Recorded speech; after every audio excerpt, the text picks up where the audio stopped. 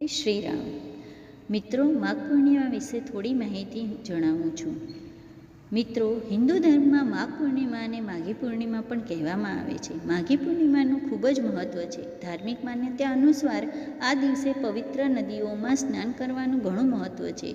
આ પૂર્ણિમાને સર્વ સુખ આપનારી પૂર્ણિમા પણ કહેવામાં આવે છે. આ પૂર્ણિમા 12 ફેબ્રુઆરીએ 2025 છે.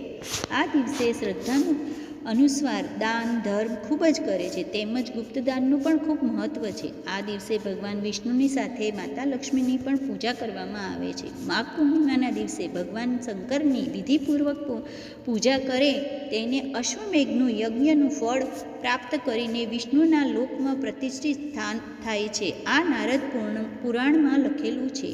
માઘ પૂર્ણિમાના દિવસે સવારે સૂર્યોદયની પહેલાં સ્નાન કરવાનું મહત્ત્વ છે. સ્નાનના પાણીમાં ગંગાજળ નાખીને નહાય તો બહુ જ સારું કહેવાય.